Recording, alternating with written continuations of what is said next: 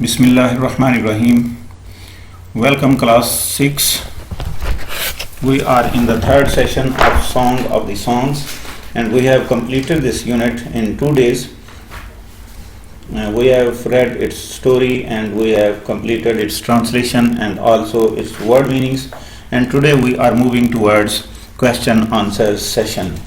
This unit has 6 questions. If you come on to page number 65, and this is learn to read, there are 6 questions, and among them question number 1 and 2 have 3 parts. So let's explain first of all the Song of the Songs, and we have, as I have told you earlier, that there are 3 main characters. Tansen, who was the royal singer of the court of Akbar the Great, and there was Sant Haridas. Sant Haridas was the person whose song is called the Song of the Songs. So we are moving towards question answer session. And question number 1. There is someone else who sings far better than I. Who was Tansen referring to? This is your first question. There is someone else who sings far better than me. तो उसने ये कहा कि एक और शख्स है जो मुझसे ज़्यादा, कहीं ज़्यादा बेहतर गा सकता है. Who was Tansen referring to? पहला क्वेश्चन, तानसेन किसकी बात कर रहा था? And why did he call him a better singer? वो उसे बेहतर गवैया, बेहतर गुलूकार क्यों समझता था? And was he a better singer? आप क्या समझते हैं कि क्या वो उससे बेहतर सिंगर था? आइए इसके जवाब देखते हैं. इस क्वेश्चन को आपने 3 पार्ट्स में तकसीम करना है. You have to convert this into 3 parts.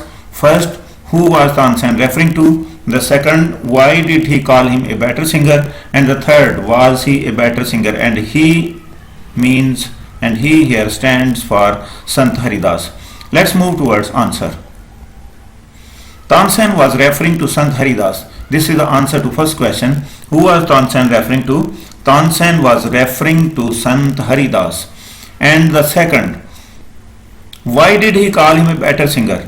And this is the tribute and respect and devotion given by a student to his teacher.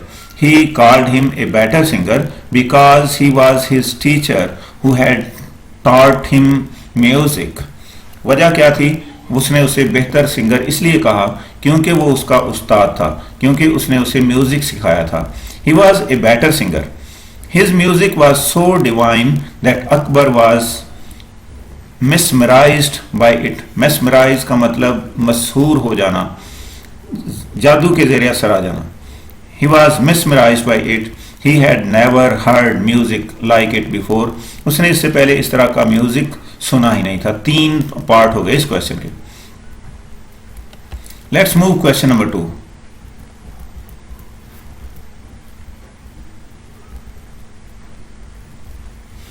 Question number 2 also have 3 parts. This reply would have enraged any other emperor. This is a statement from the text. This reply would have enraged any other emperor. इस जवाब ने किसी भी शहनशाह को गुस्सा दिला दिया होता. 3 पार्ट्स हैं. What was the reply? जवाब क्या था? Why would it make an emperor angry? किस वजह से शहनशाह नाराज हो जाता? जनाब, आपकी सल्तनत में एक ऐसा बंदा भी मौजूद है जो आपकी कॉल पर आपके दरबार में आने को तैयार नहीं है. और तीसरा part, in what way was Akbar different? Akbar किस लिहाज से मुख्तलिफ था? आइए इसके जवाब की तरफ चलते हैं. पहला पार्ट, स्टेटमेंट क्या थी? किस जवाब की वजह से शहनशाह नाराज हो सकता था? तो ये स्टेटमेंट क्या थी? When Akbar asked Tansen whether he could arrange for Sant Haridas to sing in his court. जब अकबर ने तानसेन से पूछा कि क्या वो संत हरिदास को दरबार में बुलवा सकता है कि वो यहाँ पे आके गाए, Tansen said that he would not come to Akbar's court. उसने कहा कि संत हरिदास आपके दरबार में नहीं आएगा. Even if the king himself summoned it, हत्ता कि अगर बादशाह खुद बुलाए फिर भी नहीं. दूसरा पार्ट, क्यों ये बात उसे नाराज कर सकती थी? एन एम्परर, शहनशाह, शहनशाह शहनशाह होता है, बादशाह बादशाह होता है. किसी क्या मजाल है कि वो उसकी हुकूमतूली करे या उसकी बात को टाले. यहाँ पे तो लोग अपने काम छोड़ के बादशाह का काम करने को तैयार होते हैं. When emperor would be angry if his summons was not obeyed, अगर उसके अहकाम की तामील ना होती, अगर उसके अहकाम पर अमल ना किया जाता तो शहनशाह नाराज हो जाता। तो सबसे बड़ी बात उसकी हुक्म अदूली करना। क्वेश्चन नंबर 3 था why was Akbar different, Akbar क्यों मुख्तलिफ था? Akbar was different because he didn't get angry, वो इसलिए वो मुख्तलिफ था कि उसने इस बात पर गुस्सा नहीं किया। उसने कहा कि चलें, अगर संत हरिदास यहाँ पर आकर गाने को तैयार नहीं है तो हम उनका गाना सुनने के लिए उनके पास चलते हैं। और जब तानसेन ने कहा कि आप वहाँ पे बादशाह के रूप में नहीं जाएंगे तो उसने कहा कि बादशाह के रूप में नहीं जाते, जिस तरह आप कहते हैं उसी तरह चलते हैं। Akbar was different because he didn't get angry, वो नाराज नहीं हुआ। Instead he decided to visit Sant Haridas, उसकी बजाय उसने कहा कि मुझे संत हरिदास के पास ले चलो, मैं चलूंगा। आगे बढ़ते हैं क्वेश्चन नंबर 3 की तरफ।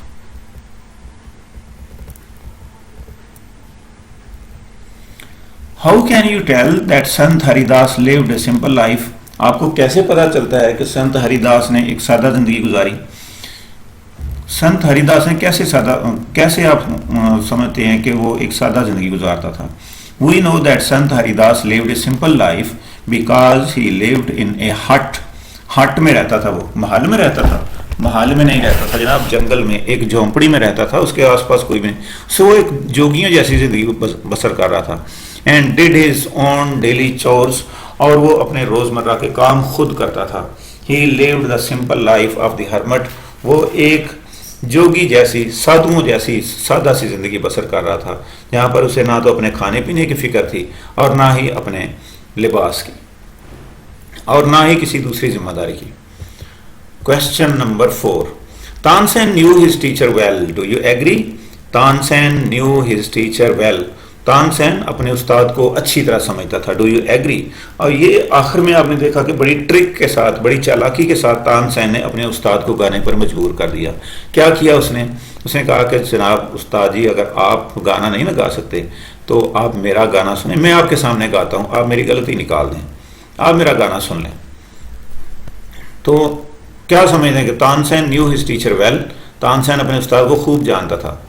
तो yes, Tansen knew his teacher well, हाँ जनाब मानते हैं हम कि तानसेन अपने उस्ताद को खूब समझता था।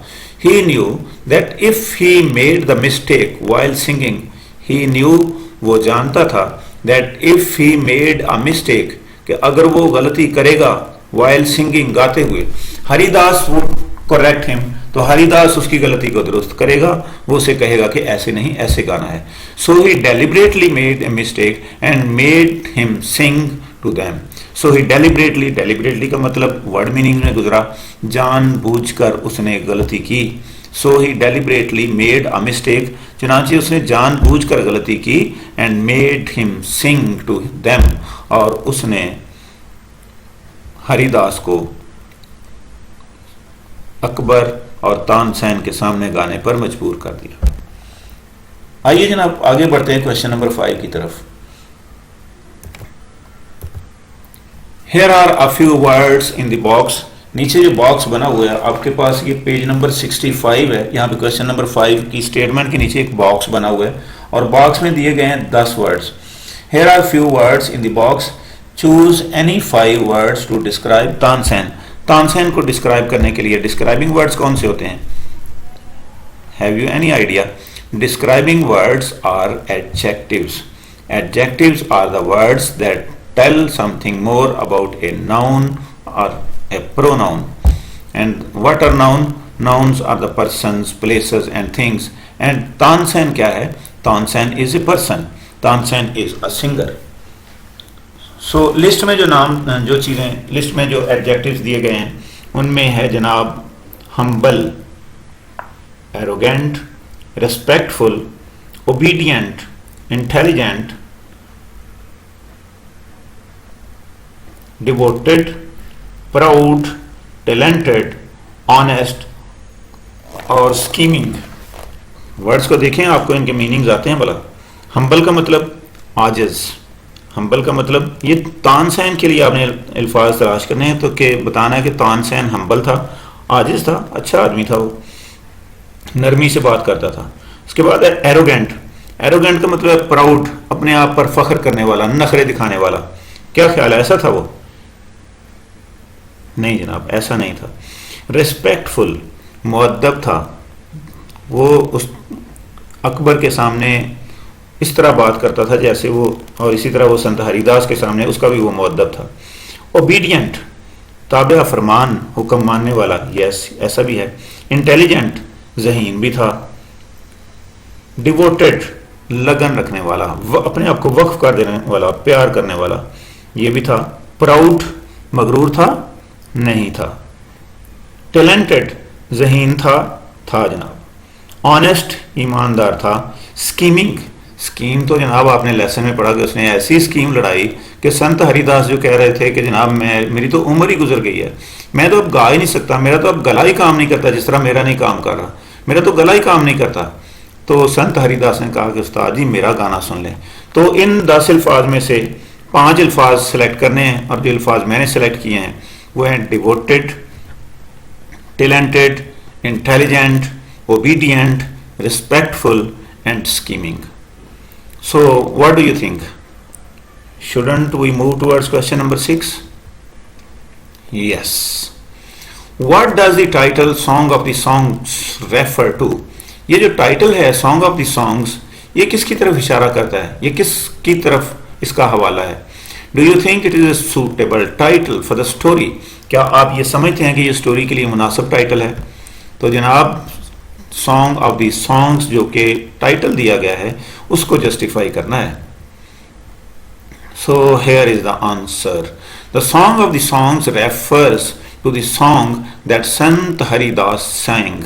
सॉन्ग ऑफ द सॉन्ग्स जो कहा गया, इस टाइटल दिया गया, इससे मुराद वो गाना है, वो सॉन्ग है, वो सुर है, वो ताल है, वो राग है जो संत हरिदास ने गाया।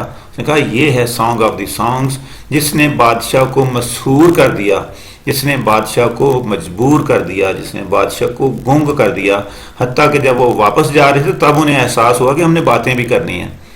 तो song of the songs refer to the song that Sant Haridas sang। इससे मुराद वो गाना जो संत हरिदास ने गाया था। It is a very suitable title for the story. ये इस कहानी के लिए बहुत ही मुनासिब टाइटल है। टाइटल का मतलब पता है ना, उर्दू में उन्वान कहते हैं। कहानी से पहचान, कहानी के उन्वान से पहचान लिया जाए कि इसके अंदर क्या होगा, ये स्टोरी किस चीज़ के बारे में होगी। So here is song of the songs, इसका मतलब है कि इस कहानी में गीतों की बात होगी, तो रागों की बात होगी।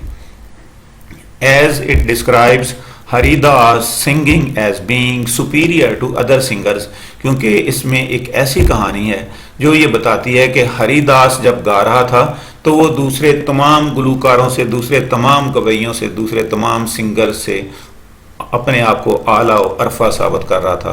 कहा जाता था कि उससे ज़्यादा बेहतर कोई भी नहीं गा सकता। So that's all for today. Hope that today's lesson might be interesting and informative. See you in the next session. Do prepare these questions in your answer sheet. Khuda Hafiz.